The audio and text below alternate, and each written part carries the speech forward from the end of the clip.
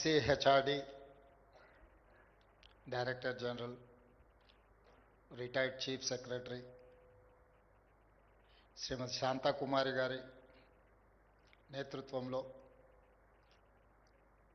Group 1, group 2 అధికారుల శిక్షణ కార్యక్రమాన్ని నిర్వహించి ఈ కార్యక్రమంలో నాతో పాటు తెలంగాణ రాష్ట్ర ప్రభుత్వ సలహాదారులు వేం నరేందర్ రెడ్డి గారిని ఆహ్వానించి 43 రోజుల మీ శిక్షణ కార్యక్రమం విజయవంతంగా ఈరోజు పూర్తి చేసుకొని ప్రజా జీవితంలోకి ప్రజల యొక్క సమస్యల్ని పరిష్కరించడానికి సర్వం సిద్ధమై తెలంగాణ నలుమూలల పనిచేయడానికి వెళ్తున్న మీకు అందరికీ మనస్ఫూర్తిగా శుభాకాంక్షలు, అభినందనలు తెలియజేస్తున్నా. మొన్న మీరు విద్యార్థులు, నిన్న మీరు నిరుద్యోగులు, ఈనాడు తెలంగాణ రాష్ట్ర ప్రభుత్వంలో అధికారులు.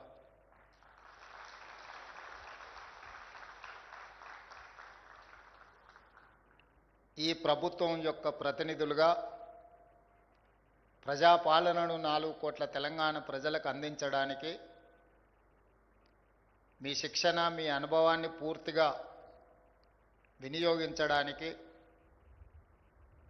ఈనాడు మీరందరూ సంసిద్ధులై ఈ శిక్షణ ముగింపు కార్యక్రమంలో పాల్గొంటున్నారని నేను మనస్ఫూర్తిగా భావిస్తున్నా, సంపూర్ణంగా విశ్వసిస్తున్నా. మీకందరికీ తెలుసు, ఈ ప్రాంతము, ఈ భూమి, ఈ ప్రజల యొక్క నైజం. ఇక్కడి ప్రజలు ఆకలినైనా సహిస్తారు కానీ అవమానాన్ని సహించరు. ఈ ప్రాంత ప్రజలు సహనంతో ఉండొచ్చు కానీ ఆధిపత్యాన్ని స్వీకరించరు. ఇది కొన్ని దశాబ్దాలుగా రాచరికం నుంచి ప్రజాస్వామ్యం వరకు ఈ ప్రాంత ప్రజలు, ఈ ప్రాంతం యొక్క విద్యార్థులు తండాలలో, గూడాలలో, మారుమూల పల్లెల్లోనే కాదు, ఉస్మానియా, కాకతీయ యూనివర్సిటీల నేపథ్యాన్ని మీరందరూ చూసిండ్రు. మీరు అనుకోవచ్చు, చాలామంది భావించవచ్చు, పాలకులకు వ్యతిరేకంగా కొట్లాడే వాళ్ళు శ్రీమంతులై ఉంటారు, అధికారాన్ని ఆకాంక్షించి తిరుగుబాటు చేస్తూ ఉంటారని. అది నిజం కాదు. రామ్జీ గోండ్, కొమరం భీం ఏ రాజ్యాలో, ఏ మనులు మాణిక్యాల కోసమో కొట్లాడలే. ఆదివాసీల జీవితాలలో వెలుగు కోసం ఆనాడు వాళ్ళ మీద ఆధిపత్యం చెలాయిస్తుంటే వాళ్ళు తిరుగుబాటు చేశారు. అంతకంటే వెనక్కి వెళ్తే కాకతీయ సామ్రాజ్యం మీద తిరుగుబాటు చేసిన, తలెత్తి నిలబడి కొట్లాడిన సమ్మక్క సారలమ్మ, జంపన్న గురించి నేను మీకు చెప్పాల్సిన అవసరం లేదు. ఈనాడు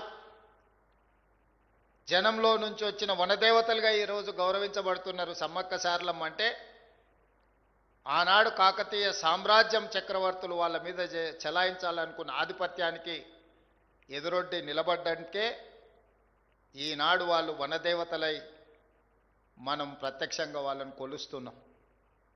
అదే కాదు, 220 సంవత్సరాల సుదీర్ఘమైన పరిపాలన అందించిన నిజాం రాజులు, నిజాం ప్రభువుల మీద కూడా ఈ ప్రాంత ప్రజలు తిరుగుబాటు చేయడం, తిరుగుబాటులో కీలక భూమిక పోషించిన ప్రాంతాల నుంచి మీరు పుట్టి పెరిగి ఈరోజు గ్రూప్ 1 అధికారులుగా మారడం, ఈ ప్రాంతం చేసిన సాయుధ రైతాంగ పోరాట స్ఫూర్తి మీకందరికీ తెలుసు. ప్రజాస్వామ్యం, ప్రజలకు స్వేచ్ఛ, ప్రజలు ఆశించిన సామాజిక న్యాయం, ప్రజలు కోరుకున్న సమాన అవకాశాల కోసమే పదే పదే ఈ ప్రాంత ప్రజలు కొట్లాడినరు, ఈ ప్రాంత ప్రజలు అసూలు బాసినరు, ఈ ప్రాంతంలో వేలాది మంది అమరవీరులుగా నిలబడ్డారు. అట్లాంటి ఈ ప్రాంతానికి, ఈ ప్రాంతంలో అధికారులుగా మీరు ఆ ప్రజల యొక్క ఆకాంక్షలను దశాబ్దాల పాటు త్యాగాలు చేసి నేల కొరిగిన వీరుల స్ఫూర్తితోని ఈనాడు మీరు అధికారులుగా బాధ్యతలు చేపట్టబోతున్నారు. అందుకే యువమిత్రులైన అధికారులకు నా సూచన ఒక్కటే, సమ్మక్క సారలమ్మైనా, రామ్జీ గోండ్ కొమరం భీమ్ అయినా, చాకలి ఐలమ్మ దొడ్డి కొమరయ్య అయినా, ప్రజాస్వామ్యంలో రావి నారాయణ రెడ్డి గారు లాంటి వాళ్ళు ప్రజల కోసం అహర్నిశలు కృషి చేసిన ఎవరినైనా స్ఫూర్తిని తీసుకోండి. రావి నారాయణ రెడ్డి గారు మొట్టమొదటి భారతదేశంలో జరిగిన పార్లమెంట్ ఎన్నికల్లో దేశంలోనే అత్యధిక మెజారిటీ, మొట్టమొదటి ప్రధానమంత్రి పండిత్ జవహర్లాల్ నెహ్రూ కంటే కూడా అత్యధిక ఓట్లు సాధించిన పార్లమెంట్ సభ్యుడిగా దేశ చరిత్ర పుటలలో ఘనకీర్తి సాధించిన బిడ్డ కూడా తెలంగాణ నుంచే. వారు ఈరోజున్న పార్లమెంట్ భవనాన్ని అత్యధిక మెజారిటీతో గెలిచిన రావి నారాయణ రెడ్డి గారి చేత పండిత్ జవహర్లాల్ నెహ్రూ గారు ప్రారంభించేపించారు. ఇది చాలామందికి తెలియని సత్యం. అంత గొప్ప కార్యక్రమమే కాదు, జమీందారులు, జాగీర్దారులు, భూస్వాముల చేతుల్లో ఉన్న లక్షలాది ఎకరాల భూములను అగ్రికల్చర్ సీలింగ్ యాక్ట్ తీసుకొచ్చి ఈరోజు పేదవాళ్లను కూడా భూ యజమానులను చేసిన చట్టాలను తీసుకొచ్చిన బూర్గుల రామకృష్ణారావు గారు, పివి నరసింహారావు గారు కూడా ఈ ప్రాంతం నుంచే ప్రాతినిధ్యం వహించారు. అధికారులుగా ఎస్ఆర్ శంకరన్ గురించి నేను మీకు చెప్పాల్సిన అవసరం లేదు. తప్పకుండా మీరు పోటీ పరీక్షలకు సిద్ధమవుతున్నప్పుడు చదివే ఉంటారు. ఇప్పుడు డీజీ గారు చెప్పిన మాటల్లో వినే ఉంటారు. ఇంతమంది స్ఫూర్తితోటి మీ జీవిత ఆశయంగా, జీవితంలో ఒక లక్ష్యంగా పెట్టుకొని ప్రభుత్వం నిర్వహించిన పోటీ పరీక్షలలో గ్రూప్ 1, గ్రూప్ 2 అధికారులుగా దాదాపుగా 6 లక్షల మంది, 3 లక్షలు గ్రూప్ 1కి, 3 లక్షలకు పైగా గ్రూప్ 2కి పోటీ పడితే అందులో గ్రూప్ 1 అధికారులుగా 3 లక్షల్లో నుంచి 562గా మీరు ఎంపిక అయ్యిండ్రు అని అంటే లక్షలాది మందిలో మీరు మెరుగ్గా మెరికల్ లాంటి విద్యార్థులు కాబట్టే ఈరోజు మీకు ఈ అవకాశం వచ్చింది. గ్రూప్ 2లో 775 మంది సెలెక్ట్ అయినరంటే ఈరోజు కొన్ని లక్షలాది మందితో పోటీ పడి ఈరోజు మీరు సాధించిన విజయం. మీకు తెలుసు, గ్రూప్ 1 పరీక్షలు నిర్వహించినప్పుడు కానీ ఉమ్మడి రాష్ట్రంలో 2011లో గ్రూప్ 1 పరీక్షలు నిర్వహిస్తే నియామక పత్రాలు నాకు తెలిసి 2019లో నియామక పత్రాలు అందించారు. 8 సంవత్సరాల సుదీర్ఘ కాలం పట్టింది నియామక పత్రాలు అందించడానికి. కానీ 2011లో నిర్వహించిన గ్రూప్ 1 పరీక్షలు 2025 సంవత్సరం వరకు దాదాపుగా 15 సంవత్సరాలు పోటీ పరీక్షలే నిర్వహించలేని పరిస్థితిలో ఉమ్మడి రాష్ట్రం కానీ తెలంగాణ రాష్ట్రంలో పరిస్థితులు ఉండే. ఆ నేపథ్యంలో మన ప్రభుత్వం మీరందరూ కోరుకొని, మీరందరూ కష్టపడి తెచ్చుకున్న ఈ ప్రభుత్వం మీ ఆకాంక్షలకు అనుకూలంగా గ్రూప్ 1 పరీక్షలను నిర్వహించి తెలంగాణ పబ్లిక్ సర్వీస్ కమిషన్ని ప్రక్షాళన చేసి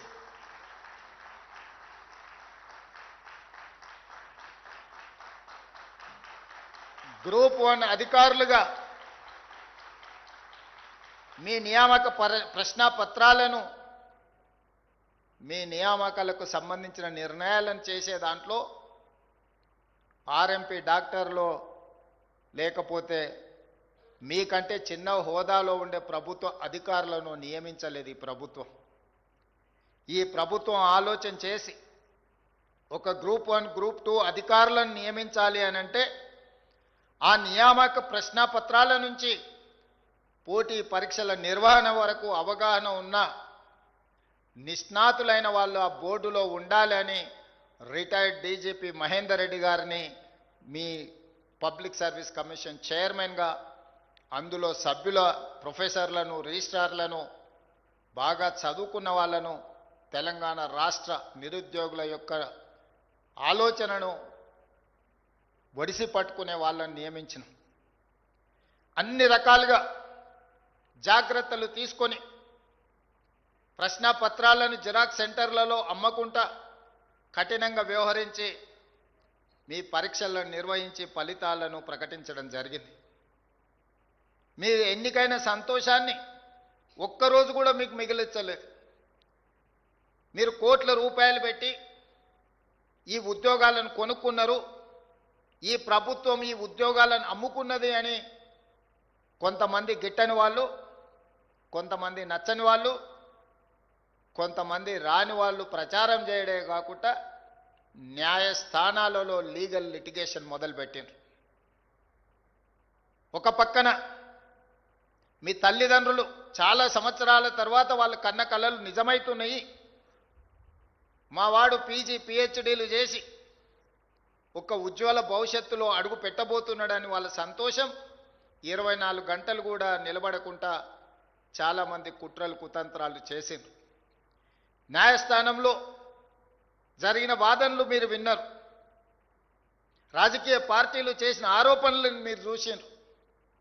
ఎక్కడ కూడా ఈ ప్రభుత్వం ఒక్క తప్పు చేయలేదు, ఈ ప్రభుత్వం తప్పులకు అవకాశం ఇయ్యదు, ఈ పిల్లలు మెరిట్ మీదనే ఎంపికైనరు, వాళ్ళలో ఉన్న నైపుణ్యమే వాళ్ళని గ్రూప్ 1 గ్రూప్ 2 అధికారులను చేసిండ్రు.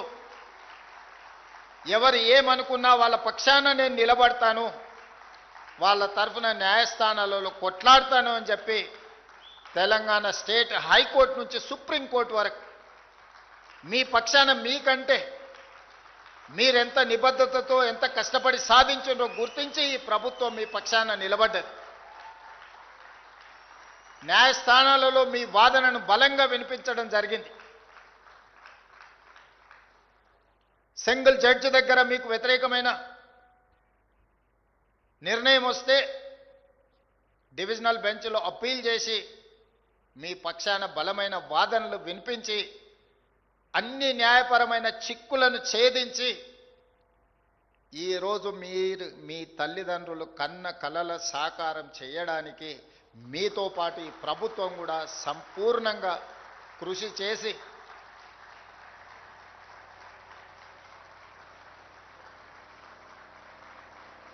మీరు తెలివైన, నైపుణ్యం కలిగిన, క్రమశిక్షణ కలిగిన అధికారులు అవుతారనే సంపూర్ణమైన నమ్మకం, విశ్వాసంతో ఈ ప్రభుత్వం మీ పక్షాన నిలబడ్డది.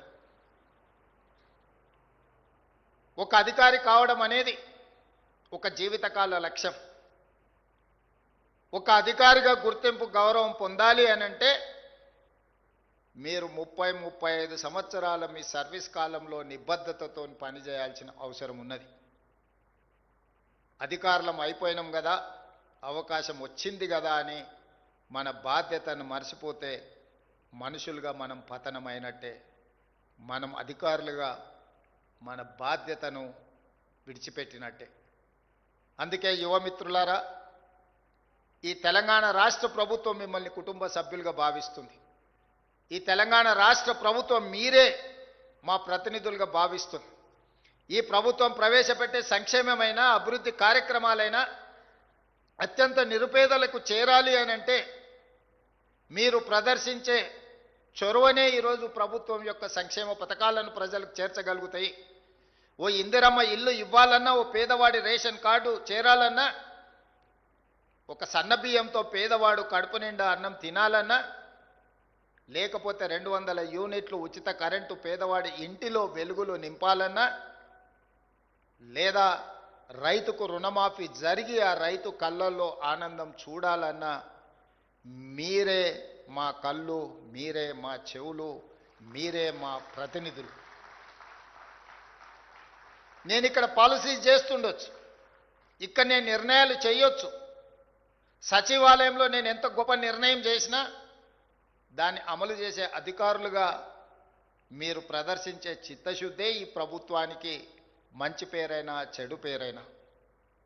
అందుకే ఈ శిక్షణ, ఈ ఫౌండేషన్ కోర్స్ 43 రోజులు మీరు ఏదైతే శిక్షణను అందుకున్నారో అనుభవజ్ఞులందరూ మీకు ఈరోజు పాఠాలు నేర్పినరు.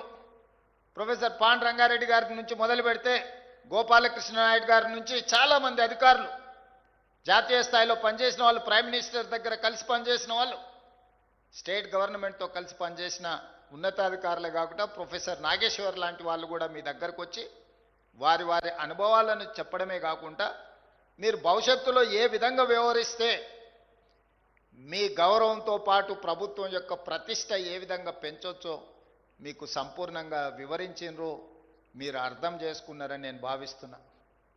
ఈరోజు మిమ్మల్ని కలవడం మెకానికల్గా నేను ఇక్కడికి రాలేదు. ఇదొక ఎమోషన్, ఇదొక అటాచ్మెంట్.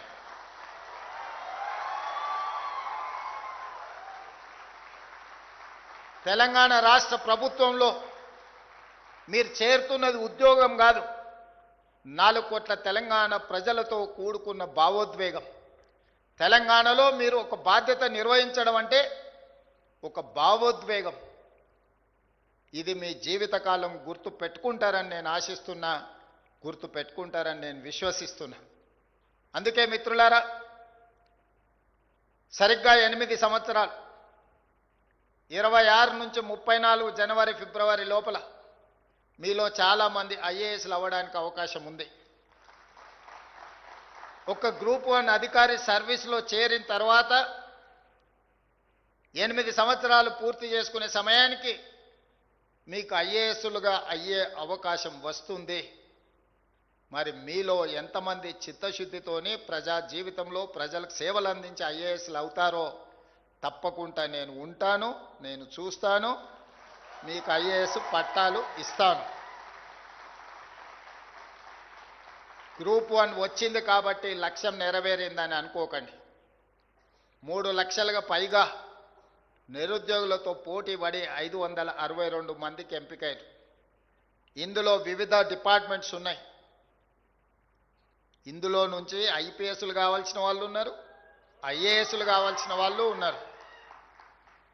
మరి ఇందులో కొద్దిమందే అందులోకి వస్తారు. Maybe single digit, triple digit నుంచి మీరు సింగిల్ డిజిట్కి ఫిల్టర్ కాబోతున్నారు. లక్షలాది మంది నుంచి వందలాలకు వచ్చారు, వందలాల నుంచి ఒకరో ఇద్దరో లేకపోతే సింగిల్ డిజిట్గా 2008కి మీరు కావచ్చు.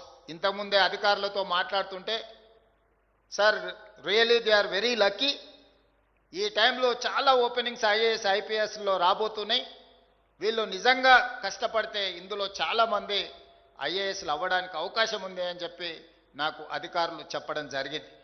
అందుకే మీ బాధ్యతను బాధ్యతాయుతంగా నిర్వహించండి. ఆఫీస్కి వెళ్ళే ముందు ఎస్ఆర్ శంకరన్ని గుర్తుపెట్టుకోండి. ఆఫీస్లో మీ దగ్గరికి పేదవాళ్ళు వచ్చినప్పుడు వాళ్ళకు సహాయం అందించేటప్పుడు మీ తల్లిదండ్రులను గుర్తు చేసుకోండి. మన ఎవరి నేపథ్యమో ఆగర్భ శ్రీమంతుల నేపథ్యం కాదు. మన ఎవరి నేపథ్యమో అభివృద్ధి చెందిన దేశాల నుంచి ఇక్కడికి వలస వచ్చిన వాళ్ళం కాదు. మన నేపథ్యము వ్యవసాయము, మన నేపథ్యము గ్రామీణ ప్రాంతము. ఆ నేపథ్యం నుంచి వచ్చిన వాళ్ళు అది గుర్తు చేసుకుంటే చాలు. తప్పు చెయ్యాలనుకున్నా తప్పు చెయ్యకుండా 10 మందికి సహాయం అందిస్తాం. చట్టం అనేది nothing but common sense. If you have abundant common sense, you can take, you can deliver. మీరు మంచి నిర్ణయాలు తీసుకోవడానికి, మంచి పనులు చేయడానికి మనకు విచక్షణ అధికారం ఉంటే సరిపోతుంది. దాన్ని ఎట్లా ఉపయోగించాలనేది మన మీదనే ఆధారపడి ఉంటుంది. ప్రొసీజర్స్ ఉంటాయి, ప్రాక్టీసెస్ ఉంటాయి. ప్రొసీజర్స్ ప్రాక్టీసెస్ మనకి అర్థం కానప్పుడు కామన్ సెన్స్ అనేది బిగ్గెస్ట్ అసెట్, అది వాడాలి. ఈ చట్టాలు, ఈ నియమాలు, ఈ ఆదేశాలు పని చేయకుండా ఆపడానికి కాదు, 10 మందికి సహాయపడే పని చేయడానికే ఈ చట్టాలు ఇవన్నీ. అందుకే 10 మందికి ఏ విధంగా మనం సహాయం అందించగలమో ఆ రకంగా మనము ముందుకు వెళ్ళాలి. చివరగా ఒక్క మాట చెప్పి, మీ అపాయింట్మెంట్ లెటర్ ఇచ్చిన రోజు ఆ మాటనే చెప్పినాను, ఈరోజు మళ్ళీ గుర్తు చేయాలనుకున్నాను. రాజకీయాలలో, ప్రభుత్వ ఉద్యోగంలో 3 రకాల పరిస్థితులు ఎదురవుతాయి. చేరినప్పుడు చాలా గరంగా ఉంటాం, ఉడుకు రక్తం. కొంచెం దూరం పోయిన తర్వాత నరం, కొంచెం మెత్తబడతాం. ఇంకా కొంచెం దూరం పోతే బేషరం. గరం, నరం, బేషరం. చివరికి లైఫ్లో సెటిల్ కావాలన్నా లేకపోతే రకరకాల ఆలోచనలతోని మనం కొన్ని తప్పిదాలు చేస్తూ ఉంటాం. ఎవరు ఏమనుకుంటే మాకేముందిలే, మాకు కావాల్సింది మేము తీసుకుంటున్నామని 3 రకాల పరిణామ క్రమాలు ఉంటాయి. అవి చర్చించుకుంటారు. ఇందులో ఎవ్వరు కూడా మొదటి దగ్గరనే ఆగిపోవాలనేది నా ఉద్దేశం. ఈరోజు ఏ ఆలోచనతోని, ఏ రకమైన అప్రోచ్తోని ఈరోజు మీరు సర్వీస్లో జాయిన్ అవుతున్నారో, మీ రిటైర్మెంట్ రోజు కూడా ఇదే విధంగా మీరు ఆ కమిట్మెంట్తో పనిచేస్తారని నేను భావిస్తున్నా. ఎవరైతే నానుడి ఉందో గరం, నరం, బేషరం అనేది, ఈ నానుడిని తప్పని ప్రూవ్ చేస్తారని నేను అనుకుంటున్నా. మీరు తప్పకుండా చెయ్యాలి. చేస్తా అనుకున్న వాళ్ళందరూ కూడా గట్టిగా చప్పట్లు కొట్టాల్సిందిగా నేను కోరుతున్నా.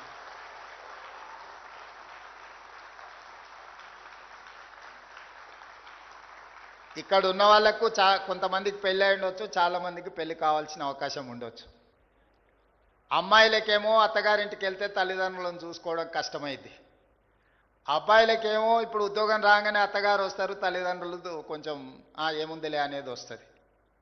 అమ్మాయిలకైనా అబ్బాయిలకైనా నా సూచన ఒక్కటే, ఇవాళ రేపు ఇంతకుముందులాగా ఫ్యామిలీలో 4-5 కిడ్స్ ఉండే కాలం కాదు. 1 or 2 కొడుకైనా బిడ్డైనా మీరే మీ తల్లిదండ్రులను గౌరవించడం, మీ తల్లిదండ్రులకు ఇవ్వాల్సిన మర్యాదతో పాటు వాళ్ళు వయసులో రెక్కలు ఊడేలాగా ఉపాధి హామీ కూలికి పోయి కూడా రూపాయి జమ చేసి మిమ్మల్ని ఇంత వాళ్ళని చేసి పెంచి పోషించారు. మీ తల్లిదండ్రులను బాగా చూసుకోండి. ఏ ఒక్క అధికారి కూడా నా చేతిలో నియామక పత్రాలు తీసుకున్న వాళ్ళను తల్లిదండ్రులను బాగా చూసుకోవడం లేదు అని నాకు తెలిస్తే మాత్రం నిజంగా నా ప్రయత్నం విఫలమైనట్టుగా నేను భావిస్తా. ఒకవేళ అట్లాంటి సిచ్యువేషన్ వస్తే మిమ్మల్ని మీరు కరెక్షన్ చేసుకోండి. ఏదేమైనా రేపటి శాసనసభ సమావేశాలలో తల్లిదండ్రులను చూసుకో వాళ్ళ జీవితాలలో 10-15% కోత విధించి వాళ్ళ ఖాతాలు వేయడానికి నిర్ణయం తీసుకోబోతుంది. ఇది ఆడపిల్లలందరూ సంతోషంగా ఒప్పుకుంటారు నాకు తెలిసి. ఎందుకంటే వాళ్ళ అత్తగారింటికి పోయినప్పుడు అత్తగారు మొత్తం జీతం అంతా ఇటే ఇవ్వమంటారు. కాబట్టి పెంచి పోషించిన తల్లిదండ్రుల మీద ఆడపిల్లలకు తప్పకుండా ప్రేమ ఉంటుంది. వాళ్ళు సంతోషంగా ఈ చట్టాన్ని స్వీకరిస్తారు. మరి అబ్బాయిల సంగతి నాకు తెలీదు. కాకపోతే మీరు కూడా ప్రిపేర్ అవ్వాల్సిందే.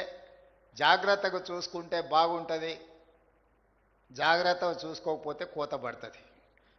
ఈ 2 విషయాలను దృష్టిలో పెట్టుకొని మంచి శిక్షణ కార్యక్రమం, దీంట్లో ఇంకా కొంచెం ప్రాక్టికల్గా మీరు నేర్చుకోవాల్సింది ఉంది. రీసెంట్గా నేను కూడా స్టూడెంట్గా హార్వర్డ్ యూనివర్సిటీ పోయి వచ్చిన, మీకు అందరికి తెలుసు.